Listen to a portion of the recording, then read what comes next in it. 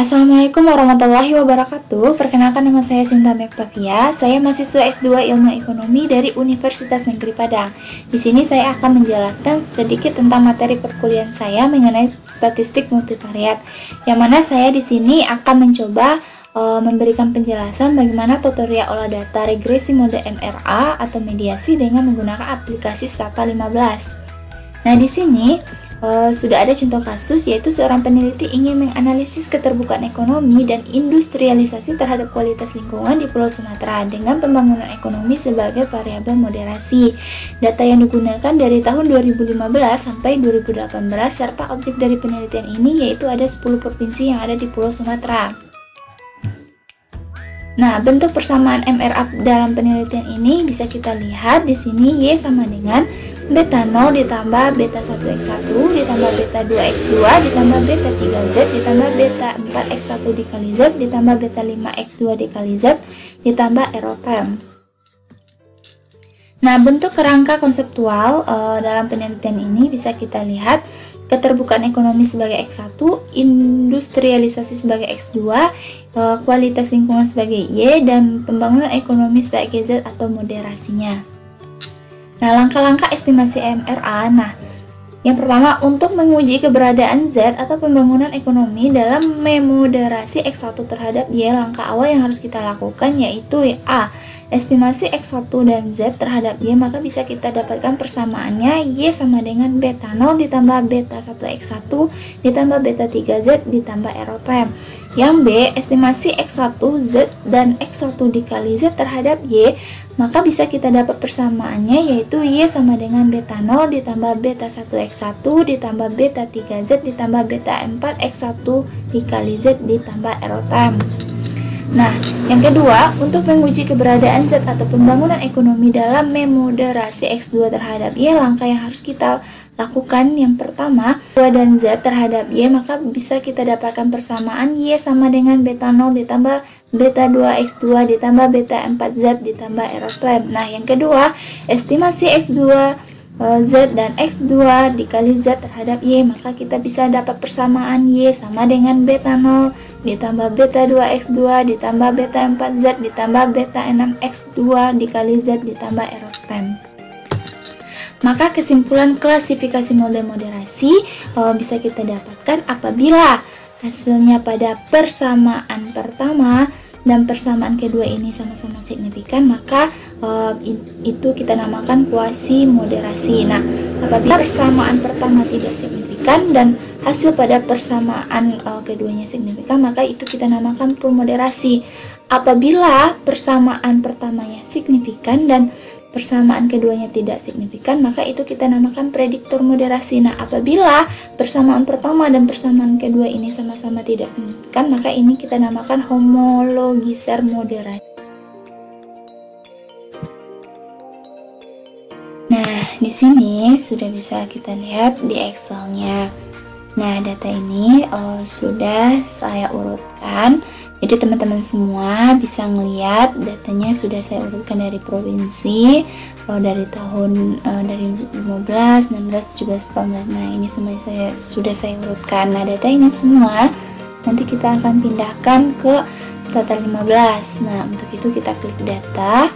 Habis itu data editor edit. Nah, nanti akan muncul kolom. Nah, di situ, di sini di kolom sini akan kita pastekan hasil yang ada pada Excel tadi. Sudah bisa kita lihat hasilnya, datanya sudah terinput dan terbaca pada Stata 15. Maka yang kita lakukan pertama yaitu untuk menguji Z dalam memoderasi X1 terhadap Y. Ada dua estimasi. Nah, yang pertama, estimasi pertama itu kita mencari X1 dan Z terhadap Y. Maka di kolom common ini kita klik regress Y X1 Z. Maka kita enter. Nah, di sini kelihatan hasilnya. Nah, kemudian kedua kita akan melakukan estimasi kedua yaitu estimasi X1 Z dan X1 dikali Z terhadap Y. Maka di sini di kolom komennya kita tulis regress Y X1 Z X1 dikali Z. Nah, kita enter. Nah, teman-teman semua, di sini bisa kita lihat hasil output 1, estimasi 1, bahwa estimasi 1 ini nilai Z-nya, nilai probabilitas Z-nya itu 0,865. Nah, ini bisa kita artikan ini lebih besar daripada 0,5 dan artinya Z tidak mempengaruhi signifikan terhadap Y. Nah, untuk hasil output estimasi kedua, di sini teman-teman lihat nilai probabilitas X1 dikali Z-nya itu sebesar 0,113. Nah, di sini 0,113 ini lebih besar daripada 0,05. Nah, bisa kita katakan juga bahwa variabel X1 Z ini tidak berpengaruh signifikan terhadap variabel Y. Nah, karena nilai Z pada estimasi pertama dan nilai X1Z pada estimasi keduanya sama-sama tidak signifikan, maka ini dapat kita katakan variabel Z atau pembangunan ekonomi itu bisa kita katakan homologizer moderasi.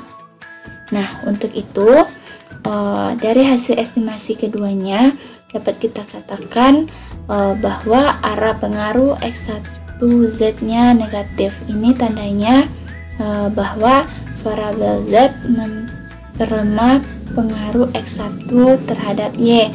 Meskipun memperlemah, namun pengaruhnya tidak signifikan.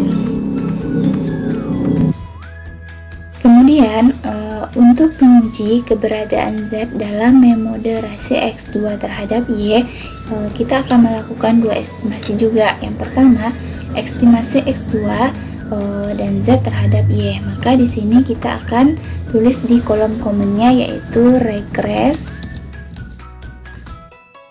X2 Y X2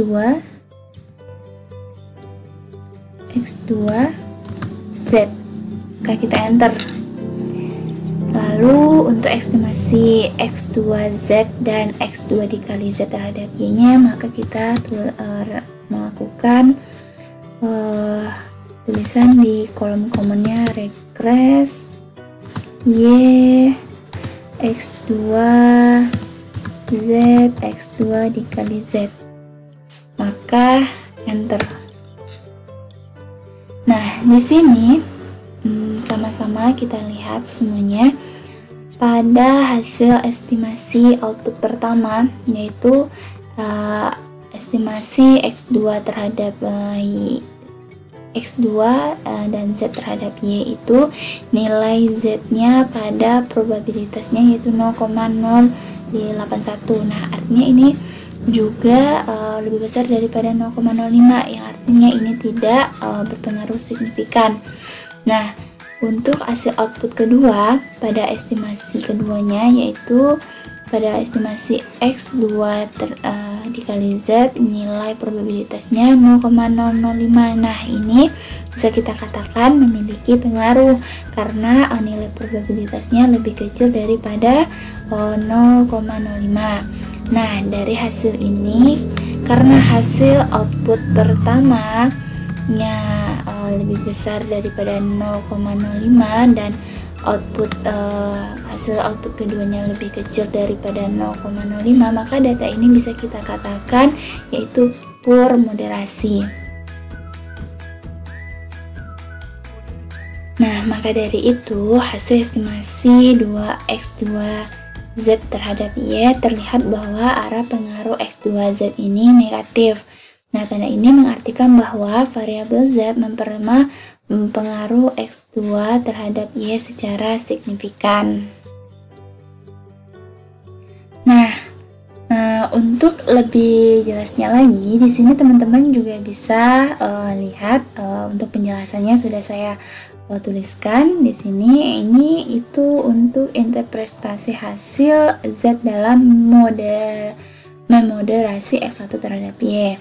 Nah, selanjutnya saya juga menampilkan interpretasi hasil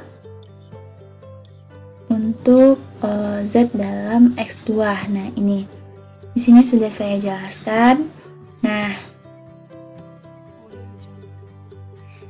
apabila dalam pengucapan, dalam perkataan, dalam penyampaian mungkin ada kesalahan, saya mohon maaf. Tadi saya buka dengan salam, sekarang saya akhiri dengan membacakan wassalamualaikum warahmatullahi wabarakatuh. Semoga ini bermanfaat untuk teman-teman semua. Terima kasih.